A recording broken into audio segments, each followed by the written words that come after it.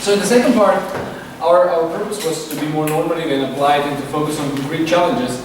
But in order not to just, to lead this discussion among the five of us, I suggest, and actually the guests have suggested, that we might open the floor to you who've left here for some questions that you might have concerning the subject matter that's been discussed. So is there anyone who would like to raise a specific questions, make a specific point on what has been just said?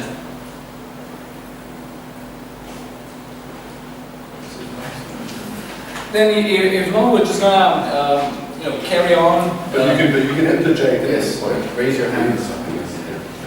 We're just going to carry on with the way we planned initially, and there are three more questions that are on the table, and I would like to discuss with you. And there are certainly not simple questions; they're grand questions that would require each of them a special workshop to be addressed. And these three questions are: what is the impact of transnational or global law on the rule of law?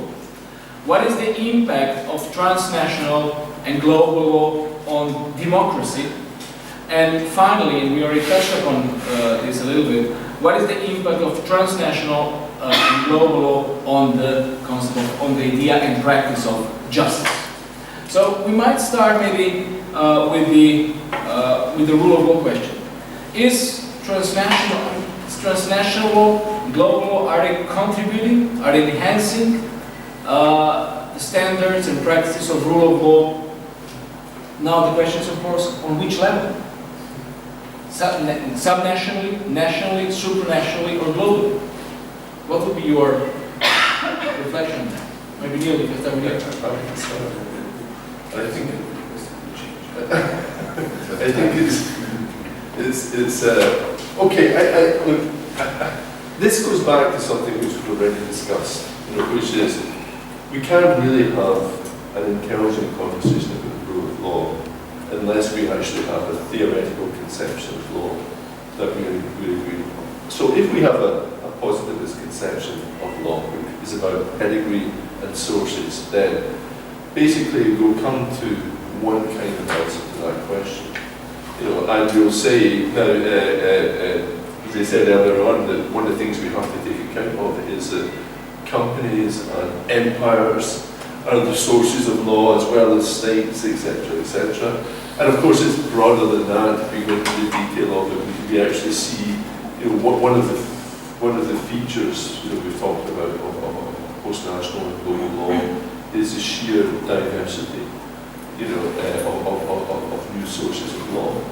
Now, that brings with it certain problems because within a certain conception of legal pedigree, there's all sorts of contested cases about whether some bodies are legitimate lawmakers, legitimate sources of law.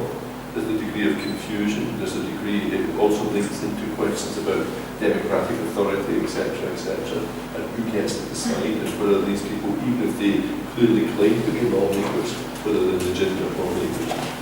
But of course, there's another side to this, which I'm going to emphasize. I'm sure Matthias would emphasize it as well, but I want to say something about it, which is that one of the things which is happening in all of this, in this idea of global law, is that one of the responses to, let's call it the problematization of sources, is not to concentrate so much on sources as the DNA of legality, right? Now, Matthias used the example of global administrative law. Now, if you developed it further, what he would have said, I don't want to put words in your mouth, but certainly some of the people within the Global Administrative Law Project, having identified the problem, and having said, look, there's something about these structures, which look like the kinds of structures which within either an international regime or a national regime attract law-like or attract normative rules and a certain type of normative discipline. We think, therefore, that they should attract that normative discipline within these transnational spaces, whether it be some forestry, whether it be certain forestry councils, or whether it be financial institutions which fall between international law and domestic law. But there's another way of thinking about it, which says it's already imminent within these structures that kind of law applies anyway, right? So there the argument is a different kind of argument, which says we don't find law simply by looking at sources. We don't find law by looking at sources and working out where it applies and where there's gaps. We find law by reference to a system of coherent political morality which requires that all analogous situations of a certain type be subject to the same kind of normative structure, right? Now, we all know that there's another massive tradition, within Western, but not just Western civilization, of natural law, of a kind of way of thinking about social order which says, look, that you have a whole bunch of problems which are replicable over a very, very wide range of contexts. And law attracts itself naturally and normatively to that range of contexts. Klaus Günther, who's a Habermasian, talks about the universal code of legality, right? He says, within the Habermasian framework of communicative rationality, you can think of a universal code of legality, which has things within it like the binary distinction between guilt and non-guilt, our notions of responsibility, the relationship between duties and powers, a whole range of different ideas which we take for granted as part of the furniture of law. And his point is actually there's a massive level of general agreement about what legality means here, and it's got nothing to do with sources. It can be developed through sources. It often we only give authority to it through sources, but there's another way of thinking about law. And sometimes judges do this, sometimes administrators do it, sometimes jurists do it, sometimes normal members of the public do it, where you make an appeal, whether it be in the context of the Nuremberg trial, or whether it be in the context of the most basic, little administrative law question, where you make an appeal to legality, which is not exclusively one based upon sources.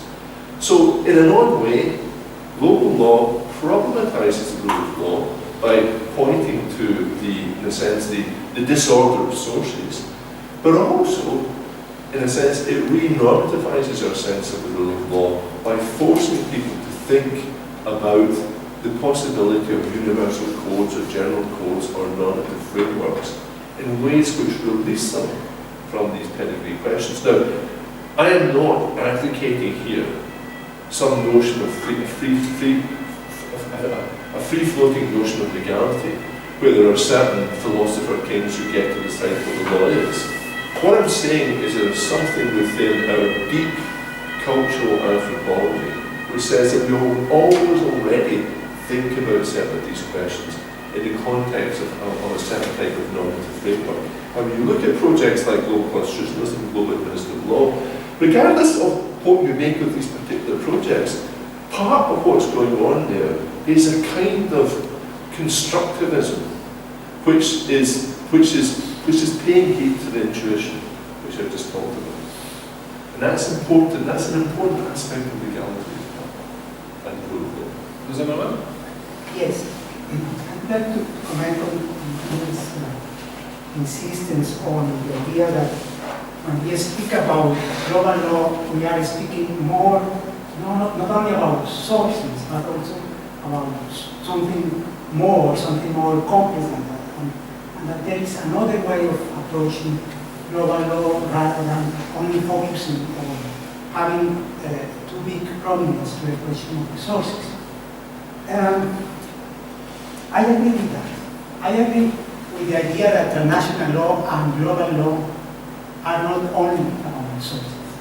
But the question of sources is very important. And it's very important because if something contributes to global law and international law to the contemporary debate, is that it points to the legal operators that have been constructing the law and having enormous consequences for everybody around the world without any proper understanding, any proper legal control.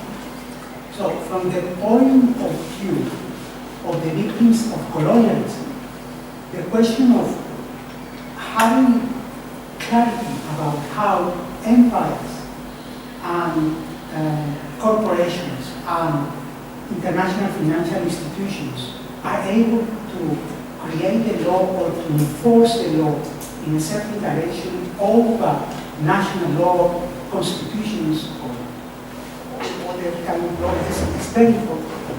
And I think we need to approach these topics with a very historically informed set of mind, being politically involved. I approach this topic trying to find ideas or legal arguments that can be used by people who, not only in Greece today, but all over the world, communities are fighting to keep the sources of water alive and uncontaminated against the companies that are trying to extract oil using fracking. So in that sense, the question of sources is very important. And so is the question of being able to recognize. I entirely agree, but it's also important that these same people, that once they've discovered what the sources are and where the power is coming from, that one of their resources can be this other conception of law, where they say, okay, there's been this deforestation movement which is pushed by forces X, Y, and Z who get to make these unauthorized directives. Actually, we're going to come back in the name of some notion of global administrative justice. Because we actually don't necessarily control the sources. And one of the ways is to fight one type of legality, or one register of legality, with another register of legality. So what we're saying is not incompatible, right? I think it is important.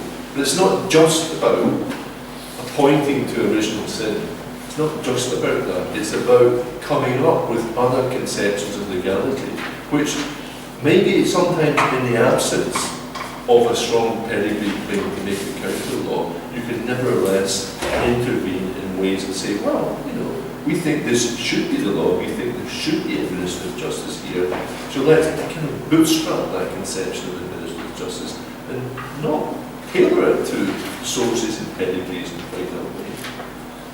So just to provide again the example that, so this is important. So on the one hand, sources remain important, and then the question is, sources, that's a formal legal category, but of course what we mean by that is typically we're looking at the kind of procedure that is used to generate legally binding norms. And what we want to know is who gets to participate in that procedure, who gets to have a say, who's excluded, etc. So the issue of power underlying that. Now, the key thing about the kind of practice that we've seen, and this is just in some sense a slightly reformulated version of things that Neil already said, is that say we have the UN Security Council, making a decision. This is the Kali situation again. They come together and there's a black list of people that are put together basically by the executive branch of the member states, the P5 mainly the United States. They're actually ones that put forward the names because they have the intelligence. And then you're on that list. And then when you're on a list, then there's a resolution that says, look, you've got to freeze the assets of all these people on that list. And now come the lawyers. Now this is a source of law. It's arguably a deeply problematic one. This is kind of the hegemons of the world, the military, the powerful. They're coming together. There's a reason maybe for why it is those actors that make the laws, but it's also clearly problematic from a normative point of view. But now comes the counterclaim, still made in the name of the law, against this particular source. It says, look, you violated basic procedural provisions, you violated human rights, etc. And that's the reason. I think this is the best way to read it. This is the reason why we are not going to find this to be binding law enforceable in our jurisdiction. So the response again is is ultimately, fundamentally, are principles, principles of law. In this case, due process principles, human rights norms, that are being used to contest the particular procedures used within the global context, in this case, the UN Security Council. So this type of dynamics between constituted authority, a new source of authority, and the contestation over what and how it may proceed, that's characteristic for global public life. And in this sense, and in the sense of furthering the rule of law understood as a law that meets certain basic principle requirements. That's certainly the project of global law. Now, whether and to what extent it is actually successful, or it can be successful, depends not on the conception, it depends on things going on in the world. So it might well fail. If enough countries choose the dark side and start having wars against one another, then the ideal associated with global law will not have much of a chance to be realized.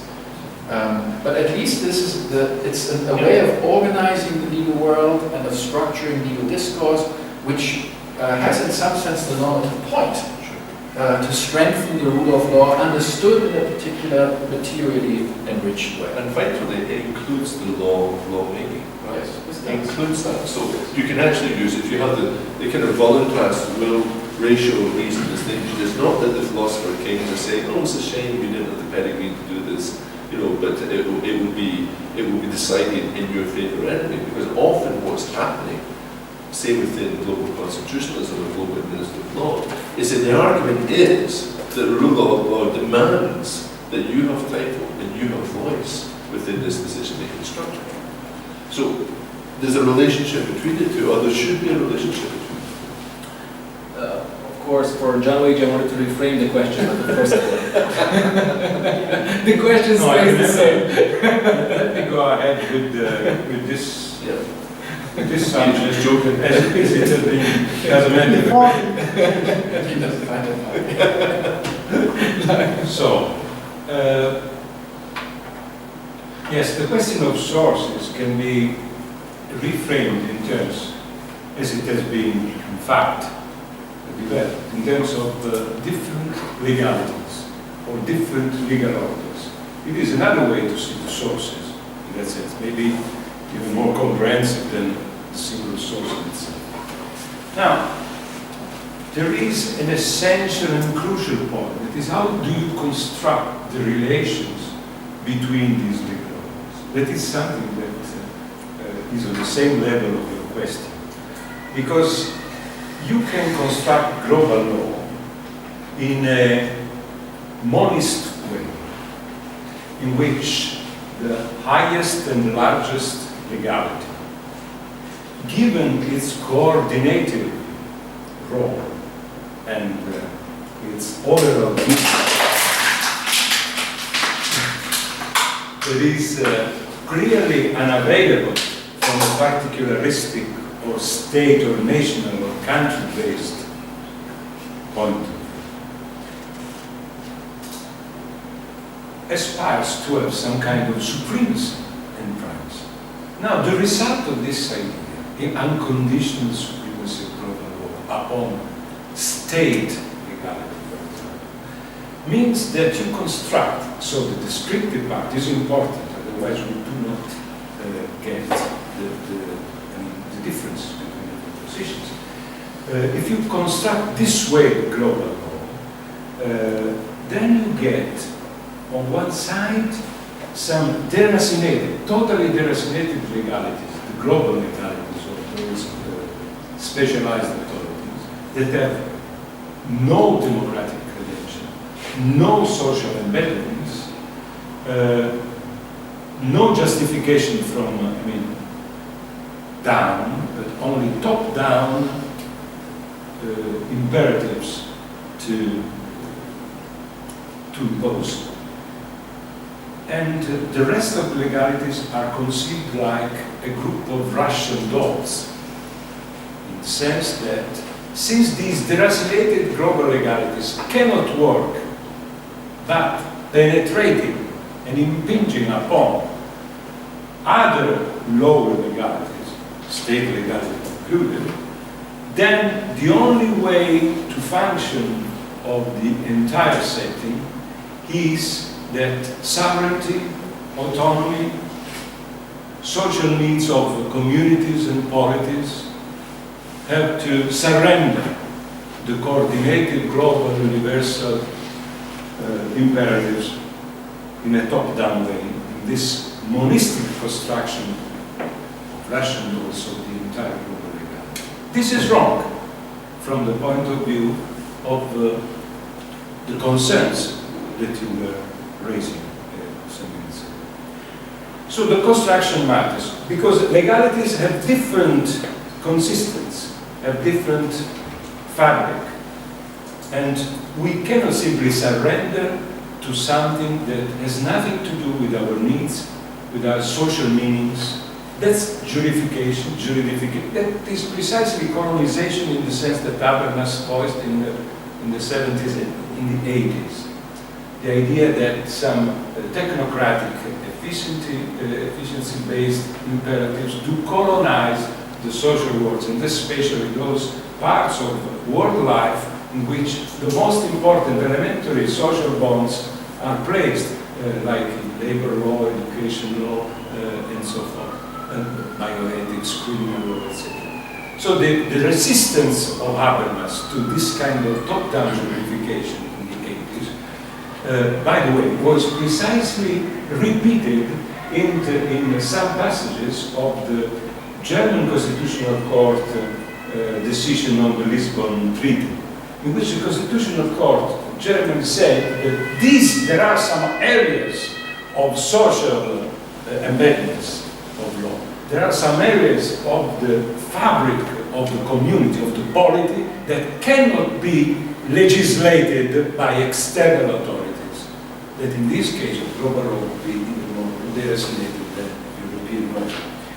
And so what is the role, and I come to the role of, what are the transformations that are already there, or that we should expect, or we should try to curb, or to control sovereignty. So of course, sovereignty, even in international law, only international law, I'm not speaking of global law now, but even in international law has changed in the sense that it was, as Professor Walker said earlier, the law between states, contracts between states. That is, it was intended to the external relation, to the external independence of states, not to internal autonomy of states. That was international law. Now, international law interferes continuously with internal autonomy, as more than 50% of the amount of international law has to do with interference upon against internal autonomy of democratic states. So sovereignty has to take into account this point. So interference is normal between legalities. The point is that domination is something that we should not accept. How can you distinguish this? The capacity that a legality is given from law to resist with legal arguments that are ostensible in the context, for example, of a case at stake.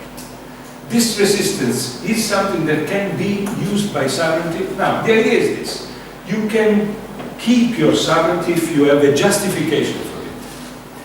Not on the whole, but in terms of the specific claim that you are raising in a specific circumstance, in a specific context. Not in the abstract.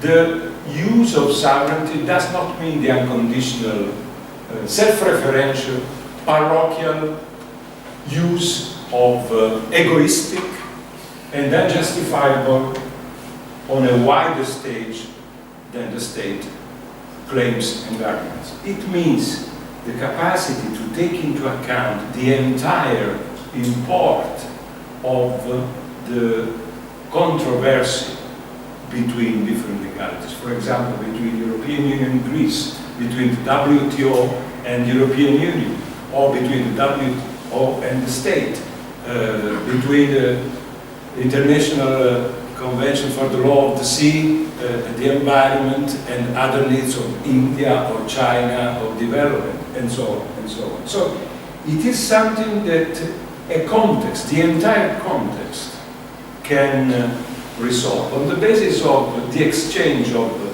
legally ostensible arguments that are before the eyes of the world.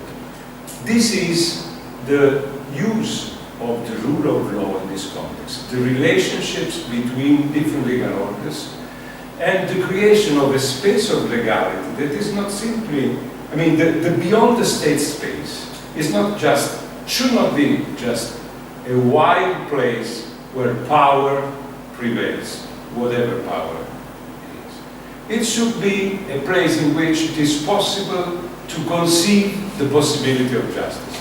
Now, I remember this Kantian view that the imperative, Kant said, of public law is the capacity to build up the shift from the state of nature, the wild state of nature, into civil society. The birth of law does not create necessary justice, but creates the condition for the coexistence and the possibility of justice. So the creation of legality conditions in the beyond the state environment means the creation of the possibility to resist on the basis of justifiable arguments, legally ostensible, before the eye of the court, through the rule of law. Can I say one thing about that, right? Which is that I agree with just about everything you said, but the problem is that you kind of make it sound as if global law is just a law of conflicts, right? There's these different places, and they have different types of claims to jurisdiction. Some are more or less embedded than others. And actually, we have a whole complicated set of rules. Some will actually be rules of private international law, but that's the least of them, because there's all sorts of other. There could be rules of constitutional pluralism, whatever, by which they resolve their relationships. The problem. Okay, fine. But okay, one of the things I try to do in my book is say, look, there's a type of global law which is what I call divergence accommodating, right? It's a crude term. But there's also a type of law which is convergence promoting. That's also a crude term. But the point is that a lot of what happens in global law is precisely about finding forms of common normativity, which might come through, classic top-down structures. It could be UN law, or it might come through, the development of a corpus of human rights values, which is seen not necessary to. Of course, there's pedigree sources for that. There are regional bodies, there are international bodies, but also we have a sense there is something about the circulation of human rights ideas which doesn't necessarily depend upon that. So what you have there also is this other body of normativity whose aim isn't necessarily to resolve disputes between jurisdictionally specific and jurisdictionally discrete levels. It's also about providing a common type of normativity there as well. So, I'm just saying that, global law is a complex thing, and we have to get, and of course, the distinction between these two things itself is a very, very blurry distinction, because sometimes the common normativity is what will help resolve the problem between the two levels. But I think we have to hang on to that as well. Otherwise, it just becomes about, a world in which we continue to presume, that different levels and different sites, the prima facie position is one of a conflict of interest and a conflict of perspective. Sometimes it is, and sometimes it's not. And law has to be yes-faced, it has to recognise what it is, and it has to try to overcome it when it isn't. But if I followed John's thoughts correctly, I think it seems that you're implying sort of what we could call a negative conception of transnational and global law. The kind of law that's actually threatening and undermining the rule of law and democracy inside the cradle of democracy and rule of law, which was the state. But on the other hand, I think you were also suggesting towards a more positive conception, saying that the practices are like that, the competencies, the power, the structures have migrated beyond the state. Somewhere else is now decided something that significantly determines the fates of our daily lives. And in that sense, the role of the global law would be to tame, to order these things and to tie them back to the national level. So the global and transnational law, they do not necessarily need to be this kind of a negative conception, something that threatens and undermines the rule of law and democracy on a national level, but something that will also contribute to it. Absolutely. So the global law as an emancipatory We were answering, if you remind, concept. we were answering the question raised by and in that question, the point was precisely how to resist colonization. So it was influenced by this perspective. On the other side, I totally agree.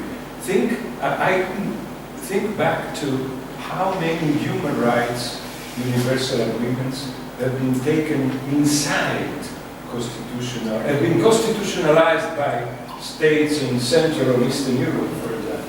The locking in of these external documents in order to promote and defend democracy. So it's a case of the positive influence. And of course, the point is that we have been accustomed to think that what came from outside, for example, from international law, was good by itself. So resistance by state was a kind of nationalism and, kind of egoistic, interested, self-interested myopia. We have learned in the last decades that it is not true. That even international law, for example, can be bad and should be resisted. But on the other side, we perfectly know that human rights are something that we should learn from global and international authorities. And for the reasons that I recalled about universal earlier. So this positive, negative reciprocality is at work. And it is the life of this setting. Yes, Julius? And when we talk about, and I like framing, I like the framing of so colonialism as exactly the kind of evil you don't want to repeat. So it's kind of a negative paradigm of what certain kind of global should not become. But then there is a tendency in the debates. You are completely right that there are international lawyers. Traditionally, you think international law is good, more international law is better. So there is that bias, but that bias is a professional response to a perception that international law doesn't matter, and we don't know anything about it, we don't care. So that's kind of, we are not in that world anymore. I think that much is very clear. You have to really be completely blind to believe that international law doesn't matter and is not relevant. In all kinds of ways, not all of them are positive. So that this world, both where international law and more of it is always better, and the world where it doesn't really matter, we don't care. That world we left behind. So that means we can now really open. These things are open for debate, and we can actually discuss critically what kind of law we understand, what kind of structures are appropriate, what kind of structures are dangerous and in some sense a new form potentially of colonization. So that's a question we can now ask. And there is something in the debate that I deeply dislike, and I think it's just about to signal how we should not think about it, to be honest. This doesn't yet give a positive answer how we should think about it, but here is a way we should not think about it, law beyond this. There is a convention, and this goes now to the more democracy part, but connects it to our colonialism debate. There is an understanding that says, look, we know at the very least what legitimate law, an example, a paradigm of legitimate law, is basically the liberal democratic constitutional state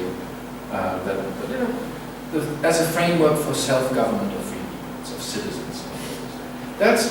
We can discuss what exactly that means and what type of institutions we need, etc. But this is, once we have that, then at least domestically, we know what legitimate authority.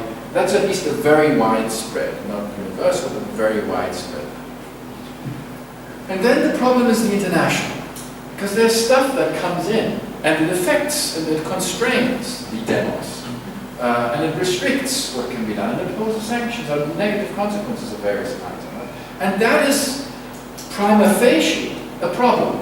Because one of the things we do know is that the law out there, beyond the state, is not generated in the kind of participatory procedure that normally, ideally, in domestic systems we expect of laws. We know it's not generated like that. So there are other sources of law, but whatever their details are, it's likely to be some kind of administrative procedure strongly involving the executive of various states, with some bureaucrats of some specialized organizations.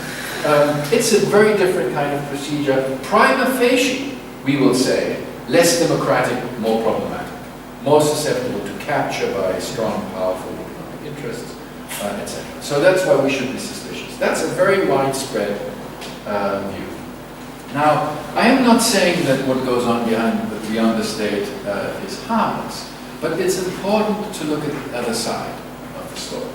And the other side of the story is that historically, when we think of a world of sovereignty and democratic self-government, without the international, without an appropriate embedment with strong international institutions and international norms, the only world we know is the world of empire.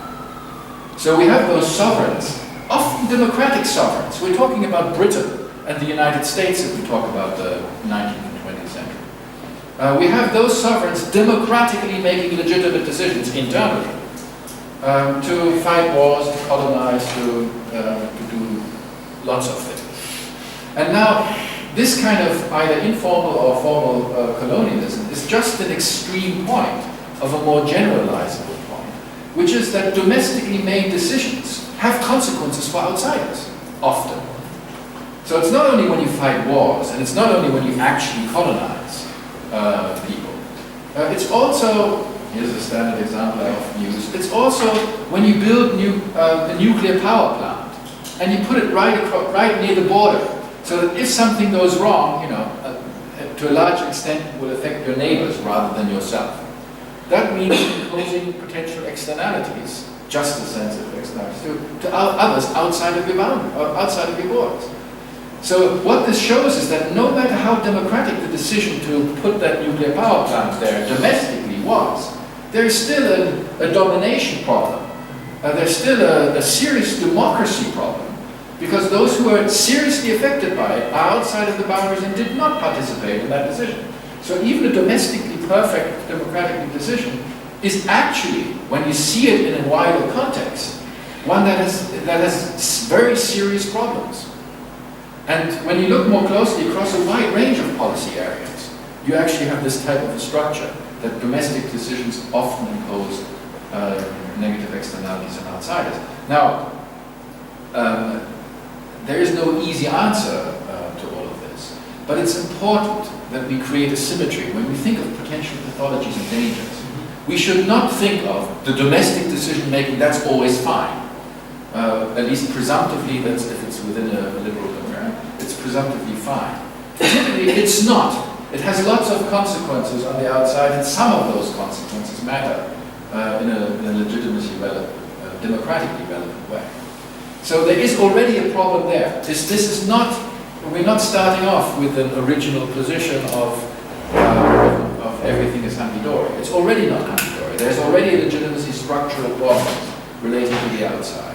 And if that's our starting point, and we don't load up too strongly state-oriented democracy, we understand the structural deficiency already built into it, then we will be more tolerant to these. We will have a more symmetrical, not tolerant, we'll have a more symmetrical view on what the dangers relating to colonization and domination are. Because they're not, if you don't have international law, if you don't have law beyond the state, that doesn't mean that there's not a problem of domination. Of course there is. That's the core point. That's why you need. So law beyond the state is required structure to prevent domination. There are forms of international law that just prevent new forms of domination. But it's not the case that without it, we don't have domination. So that's an important point to make, to ensure that there's a symmetry in our discussion of global public law, and to make sure that there is not a negative bias to begin with when we start discussing the law beyond the state. I don't want to counter that, but I want to say something which maybe gets to the specificity of the problem of the transnational, without saying it's better or worse than the national and the state. So, Rainer Forst, someone who works within the Frankfurt School, he talks in an important book, he talks about the right to justification. Right? So basically he says, look, if you're trying to think about law, power, and politics historically, he said, never start from the premise, that any law ever got off the ground before there was a problem to solve. There's always the issue first, there's always the exercise of power, there's always the initiative of power, and then there's a counterclaim. Someone claims a right to justification. Say, you justify that, you find a way of justifying that. Now, I'm not saying this isn't history, this is a kind of philosophical reading of how we reconstruct the state, and how we reconstruct, legal order within and beyond the state. But what he would argue would be to say, look, the importance of the state was twofold, right? At a certain point, there's a joined-upness in the structure of the state and a legal order, which achieves two sorts of goods. One is, it creates the possibility of a democratic framework here, of a popular sovereign underpinning this, and a whole set of representation structures. And also, it provides a depth and breadth and epistemic awareness of all the issues together, which provides a joined-up set of solutions. Politics is a set of joined-up solutions to the various instantiations of economic, cultural, and other forms of power. Right? So it's about putting all the rights to justification together. So the state then becomes a resource, for making a very, very broad claim on the part of a whole population that they have a right to justification for all the different forms of power which are perpetrated within a particular space. Now, the problem with transnational law is always a double problem. It's a double problem. On the one hand, and everyone who thinks about this has a version of this, on the one hand, it's seen as having precarious legitimacy, because it can't do one of the things that the state can do, right? It can't provide that democratic independent platform. It's deracinated in a way that Junijski was talking about. So in that sense, it's almost it's unduly authoritative, or there's an argument, it's in danger of being unduly authoritative. On the other hand, it's not joined up. Not in the same way. It isn't joined up. And so it's often, transnational law, it's interesting because it comes across in the way that people talk about it. We have to control power beyond the state. We don't constitute power, we have to control power beyond the state. Within the state, we actually talk about constituting power. Beyond the state, we only talk about controlling power. A lot of people do it. Are they talking? Yeah, well, okay, you don't have to do that at the UN level, whatever. But many of our frameworks of transnational law, so for example, if it's something like environmental law, right, then of course transnational law is always trying to develop some kind of traction with a degree of control. But what it can't do is it can't join up environmental law to its economic foundations in the same way as you can within a national framework. It's much harder to through the joined-up thinking. Often what you're doing is you're dealing with fugitive power. So on the one hand, transnational law, often has doubts about its legitimacy, right or wrong, because of the democracy problem. On the other hand, there are massive problems of effectiveness because transnational law doesn't deal with a space of the political, where all these different spheres are joined up in the same way. And the joining up is a much, much more complex exercise within transnational law. Now, none of this delegitimates transnational law. It just means that the structure of a legal problem and the way in which the right to justification insinuates itself into the argument is different transnationally than it is national. Did you want to reply? No, but I agree with the case. There's nothing I disagree with there. So the problem is different. Yeah. But I think you would also agree that nonetheless there is a symmetry, at least with regard to the idea that you can't. So here's a conventional account. The conventional account says, so we have our domestic thing, that all of that works. And then of course there's still all these problems out there. So all these coordination and cooperation problems, we want to have be integrated in some kind of world economy, Ricardo, comparative advantage, efficiency gains, etc. So we need all of this. And then you have to strike a balance. And what you have to strike a balance is you lose out democratically, but you gain output.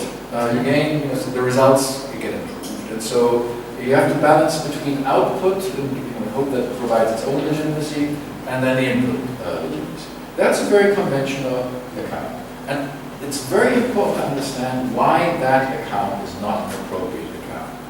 It's not an appropriate account because it presumes that all there is that all you need to care when you justify these things is you. That means we, the we of the national political community. It doesn't take into account that already domestically there are others affected by your policies that have a potential claim to justification, as Johannes Voss would say. They could criticize you, for example, say the nuclear power plant is at the border. Now there's nothing inherently terrible about placing the nuclear power plant on the border.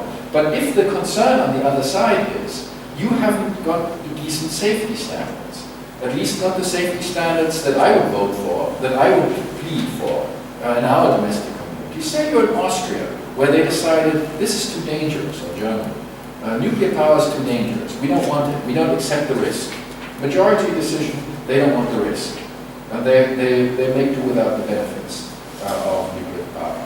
And then, right next door, France in the case of Germany, or Czechia in the case of Austria, they decide, well, in our overall economic calculus, our strategy is to have a strong nuclear power, part of our energy. Now, both of those decisions are kind of legitimate. But if now the claim is that the standards of safety, the safety standards are not right, not correct, they don't take into account the potential. So if there's a problem there, then you want to have the structure that allows those outsiders to contest the decision on plausible grounds, to have their interests be appropriately represented in this decision-making process. Now, there are different ways this could be done. It could be done through a bilateral treaty where you have the respective executives negotiate these things and strike a deal. That's one way of doing it. Another one is to have an international organization which drafts certain minimum standards for nuclear power plants, for example. And then, so there are different ways of thinking about this and different kinds of structures that might be responsive to it. But the core point is, this is not the striking a balance between output, legitimacy, and democracy. This is a tension that is inherent in what democratic accountability appropriately constructed means. Right, we're slowly running out of time, so I'm testing once again the audience when there's a question. Would someone like to? We've been talking about voice, so please. Yes, please. Two questions. Daniel Lina from Ljubljana. What about the enforcement of this multiple source global law? Or in other words, national states provide also institutions to resolve disputes and to enforce their rulings. To what extent do you see this tool present in on the global level. appearing, emerging global law. There was another question? About previous mentioned negative consequences. Could you elaborate some more? What can be done about legislation on various levels? For example, on the level of the European Union, which intends or should to increase the level of human rights, but in practice the effect of these rules, these regulations, actually directly or indirectly violates human rights. Do you have an example perhaps for illustration? Yes, I do. The Dublin regulation, even renewed. Yes, Dublin regulation about determining the member state responsible for processing the asylum application. Asylum. Sure. Any other question, or we just go ahead with my answering them? Would you like to start? Yes, on the first question, the question of enforcement of global law or international law, I think we are in a very uneven field in which those decisions can be made. If you go to a national court to resolve a problem between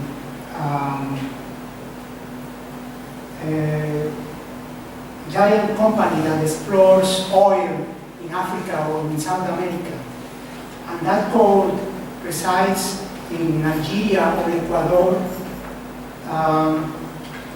you have a huge possibility that the decision will be against the community or even the state that are trying to get the compensation or restrain the action of that company in that country. There has been some possibility of looking for such a redress in, for instance, a court in the United States with the universal jurisdiction theory doctrine. But there has been a kind of retreat backwards to the Kyobe case, in which the Supreme Court or the court decides to create a higher threshold for a case to be brought to the US court. So in that level,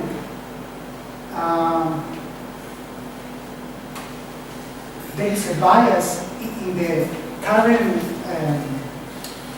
judicial system that favors the position or the interest of the companies. So the problem is how to create or how to ensure in a more plain level in which communities and big corporations are treated in a more fair way. Yeah. So if you were speaking about enforcement of global regulators, entities, global regulators, into state borders. This is the question. I wanted to be sure to understand. I understood. This is also important. Well, the great point is that for states there is no option. For most of states in the world, it is impossible not to enforce, not to follow for ISO, International Standard Organization standards, is impossible. Otherwise, you are not part of the market. You cannot produce as you should. You cannot sell. There is no exit There is not even a voluntary entry. Enforcement is in the air, it's something that happens because there is no alternative. And this is a manifestation of power. This is a symmetry. It's the fact that you are enforcing with your neighbor something that you have not chosen.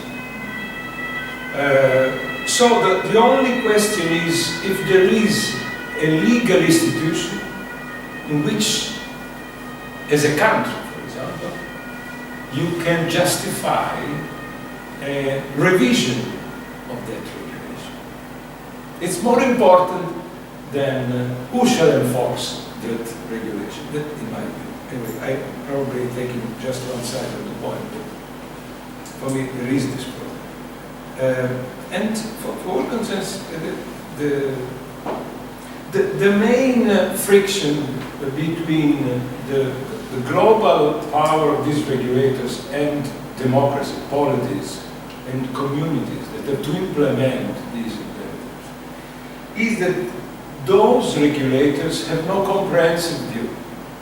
I mean, they simply stick to their own mandate that is specialized and field related. So, if a system of patents for the production of pharmaceuticals is violating, as a matter of fact, human rights and the right to health of some poorer countries, this is not an issue for the system of patents. But it should be.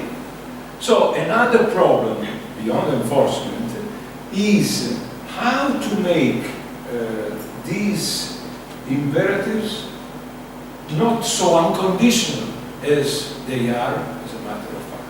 So again, it's a matter of, in this case, of conflict, again, between legalities. You must have a say.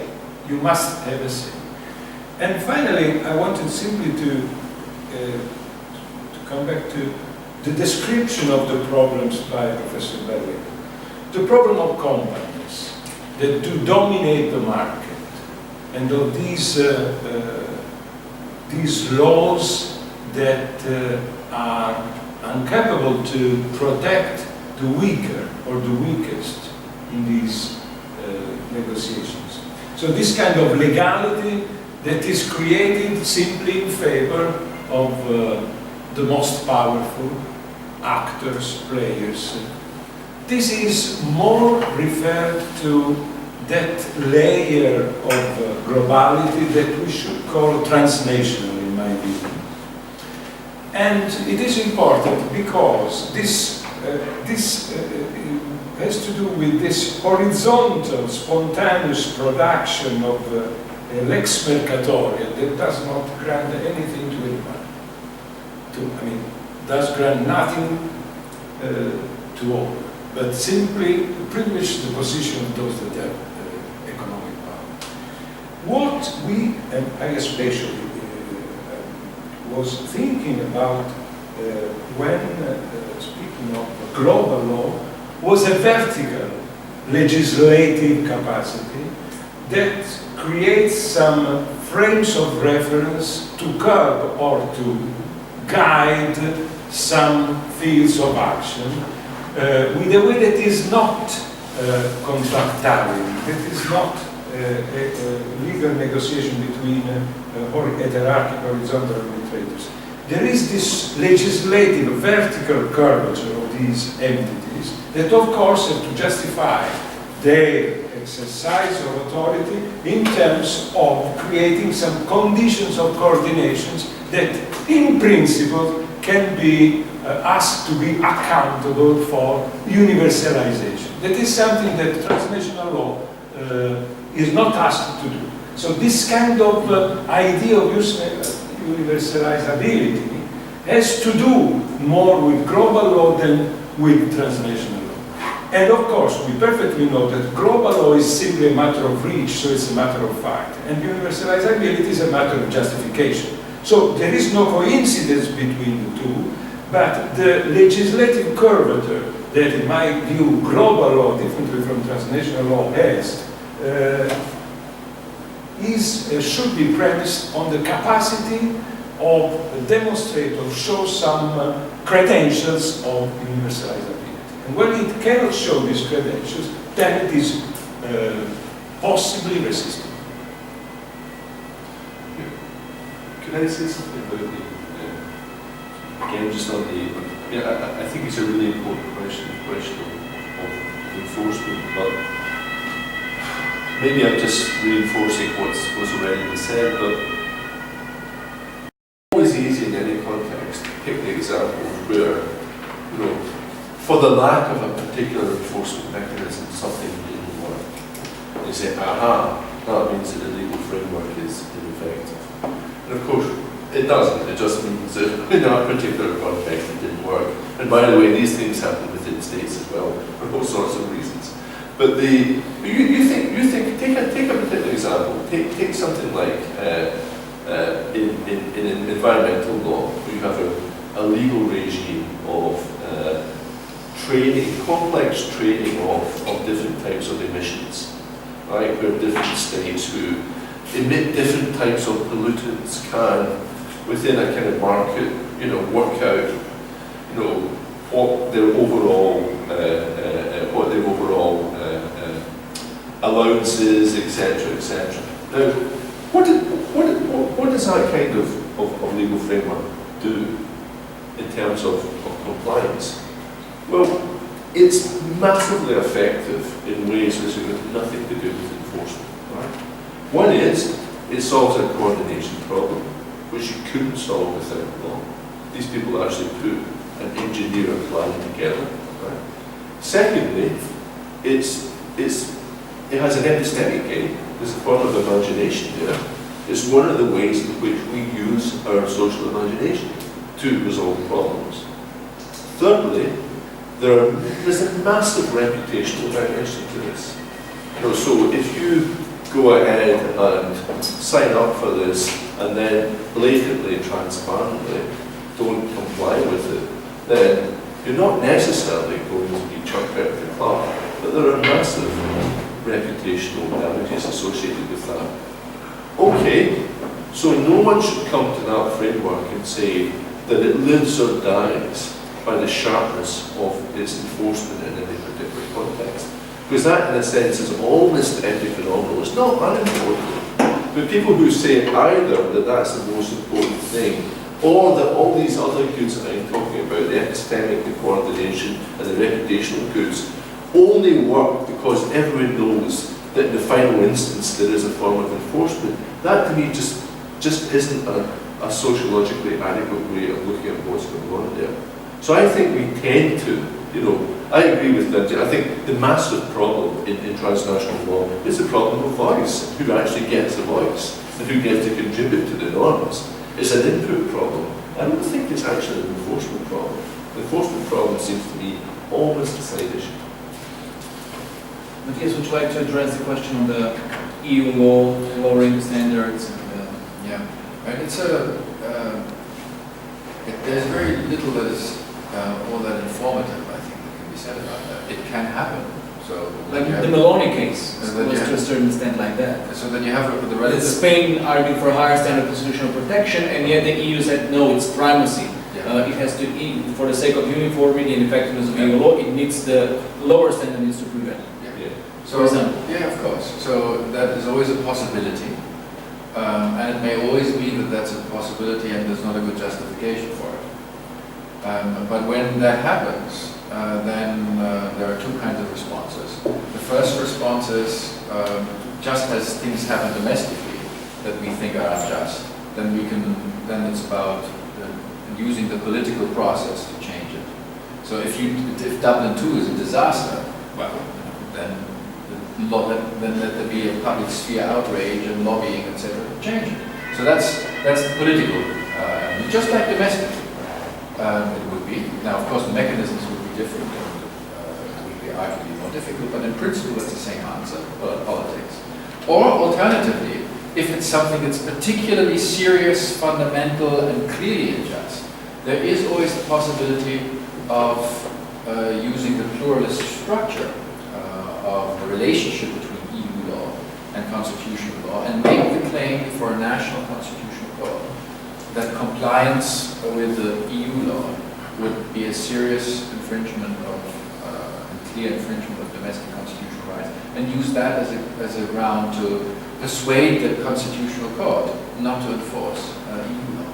So those are the two, but that's only for extreme cases. I wouldn't push that. That's only if something quite serious fails, and not if there is some plausible argument to be made that even if it is a lower standard EU-wise, it's still not a deeply unjust one.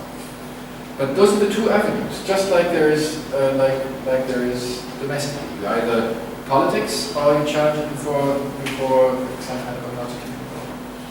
And the first step there would be, of course, to try to challenge it before an EU court as a violation of EU fundamental rights. Now, I don't know enough about the step 2 process to know whether there's a jurisdiction of the court to do that or whether that's been done. But that's, of course, the first issue. And first, you use the political and legal means available within the legal system.